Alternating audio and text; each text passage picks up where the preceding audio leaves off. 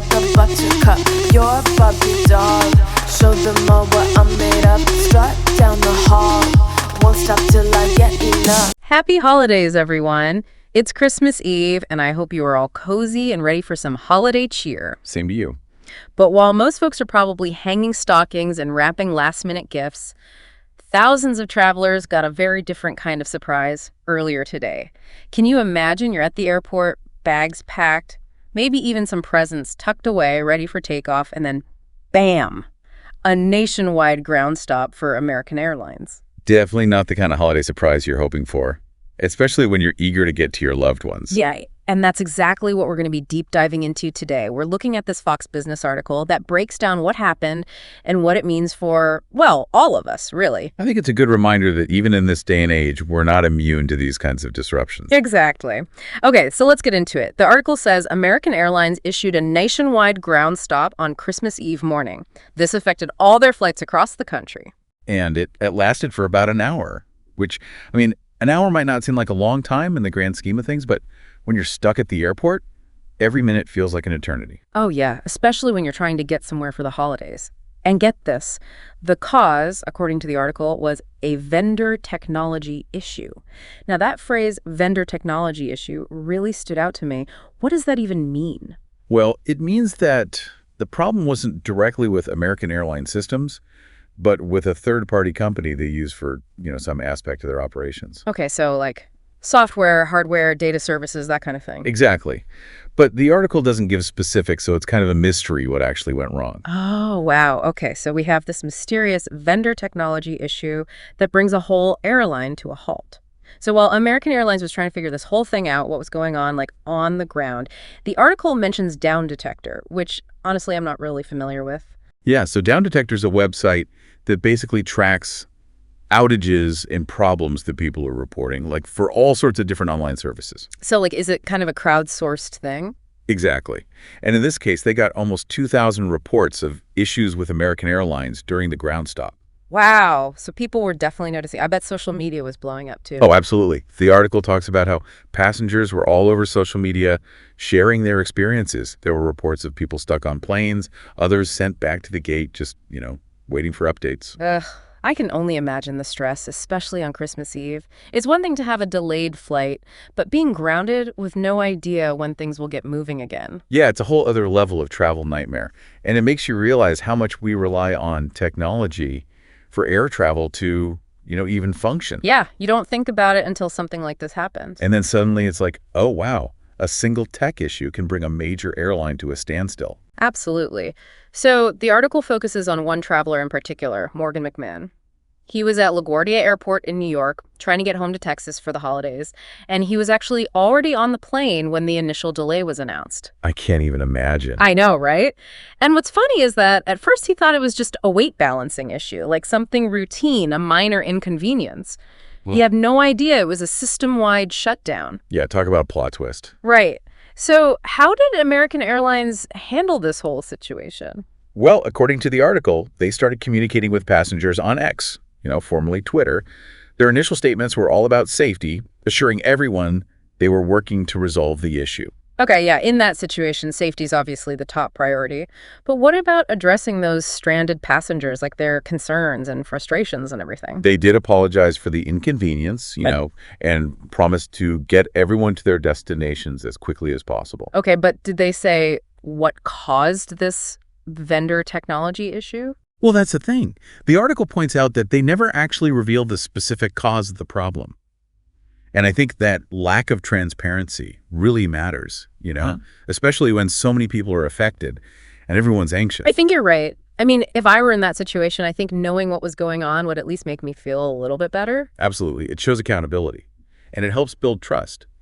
Passengers are more likely to be understanding if they know the airline's being open and honest about the situation. That's a great point. So we have American Airlines working on this mystery issue. And now I really want to know what happened to Morgan McMahon. He's stuck at LaGuardia. He wants to get home for Christmas. And the article doesn't say what happened after the ground stop was lifted. No, it leaves us hanging. But there's one interesting tidbit.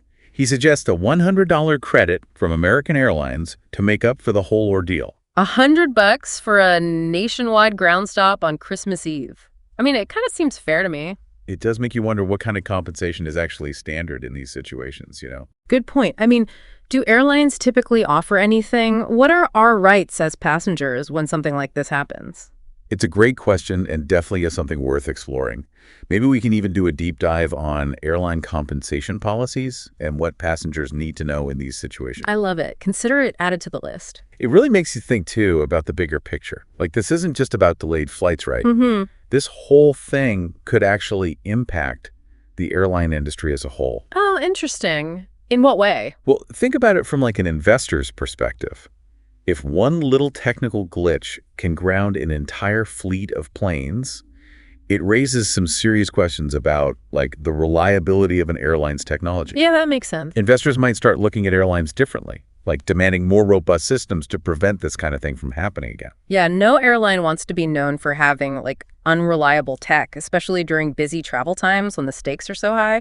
Right. Reputation is everything in this industry. Mm-hmm. And then beyond the financial side of things, there's also the whole issue of public trust. Like, these incidents can really erode people's confidence in air travel, and that could have long-term consequences. Yeah, totally. It's like that domino effect we talked about earlier, right? One problem leads to another. And it all goes back to that lack of transparency from American Airlines. If people don't know what caused the problem, it's harder to trust that it won't happen again. Exactly. Being clear and communicating quickly is so important in these situations. Not just to, inform passengers about the disruption, but also to reassure them that they're doing something to prevent it from happening again.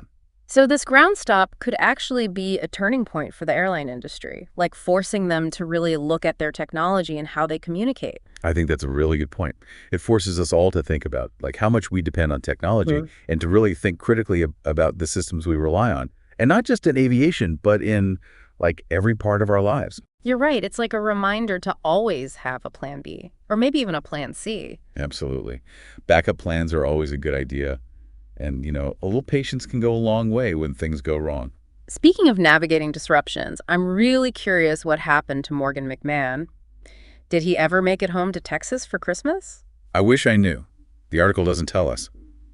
But it is interesting that he suggested a $100 credit as compensation, for all the trouble. Yeah, that's a good point. I wonder if that's a realistic expectation. What kind of compensation policies do airlines have for these kinds of events? Yeah, that's a good question. I imagine it probably varies a lot depending on the airline and the circumstances. Yeah, I'm sure it does. It might be worth actually looking into those airline contracts and policies, just to see what kind of protections passengers have. That's a great idea. Definitely something to keep in mind next time I'm booking a flight. It's always good to know your rights as a passenger. Absolutely. So while we don't know if Morgan got his $100 or even made it home for Christmas dinner, this whole ground stop situation definitely gives us something to think about. It really does. It's a reminder that even in our super technologically advanced world, things can still go wrong. And sometimes those glitches can have like huge consequences. Absolutely. And when they do happen, it's important to stay informed, be prepared, and like you said earlier, have a little extra patience, especially around the holidays. I think that's key. And on that note, maybe we can shift gears a bit and talk about some of the bigger implications of this event, because, it goes beyond just travel disruptions. This incident raises some really important questions about our relationship with technology as a whole. Ooh, okay. I'm intrigued. Tell me more. Well, we talked about like the vulnerabilities that come with relying on technology, but this ground stop also makes us think about the trade-offs we make for efficiency and convenience. Well, just think about how much more efficient air travel has become, thanks to technology, right? Like, we book flights online, we check in online, we even track our luggage in real time. But as we've seen, that efficiency comes at a cost. You mean like the cost of disruptions when those systems don't work? Exactly. And this isn't just about air travel. It's about like everything in our modern lives. We depend on technology for communication, for banking, for transportation, for entertainment, everything. And it does make our lives easier in so many ways. But it also creates these like points of vulnerability. So what do we do? Like ditch our devices and go back to the Stone Age? I don't think that's the answer. It's not about rejecting technology, but about being aware of its limits, Yeah. and its potential downsides. It's about finding that balance between efficiency and resilience. I like that. Finding the balance. It's like anything in life, right? There are always trade-offs, and it's up to us to weigh those trade-offs and make smart choices. You got it. And a big part of making smart choices is understanding these systems. right? Knowing how they work, their strengths, their weaknesses, and what we can do to minimize those risks. It sounds like we need to be more tech savvy as a society, and not just in terms of using technology, but really understanding it. Exactly. We need to move beyond just being passive consumers of technology and become more active, informed participants. And that means asking questions, demanding transparency, and holding those who create these systems accountable. It's about taking ownership of our relationship with technology, not just letting it run our lives. That's a great way to put it. It's recognizing that technology is a tool, and like any tool, it can be used for good or bad. We get to decide how we want to shape its development and use it in ways that, actually benefit us. Wow. I mean, that's pretty deep. And to think it all started with a ground stop on Christmas Eve. I know, right? It just goes to show that even the most ordinary events can teach us important lessons if we're willing to, really think about them. Totally. So what are some things we can do to become more informed and empowered tech users? That's a great question, and one that probably deserves its own deep dive. Maybe sometime we can explore some resources and strategies for developing, like tech literacy, and talk about ways to advocate for responsible technology development. I'm adding that to the list right now. This conversation has really opened my eyes to how important it is to think critically about our relationship with technology. It's an ongoing conversation, and one that's important for all of us to be a part of. Absolutely. So as we wrap up this deep dive into the American Airlines Groundstop, I think the big takeaway is that while technology can do amazing things, it also has its challenges. Well said. It's up to us to be informed, engaged, and really proactive in shaping how technology fits into our lives. And we need to hold the creators of these systems accountable. Absolutely. And on that note, we'll leave you to think about all of this as you continue with your holiday celebrations. Hopefully your travels are smooth sailing from here on out. Happy holidays, everyone. Sound the alarm. I'm coming up. We'll have a ball. I'm sweet like a buttercup. You're a Barbie doll. Show them all what I'm made of. Strut down the hall. Won't stop till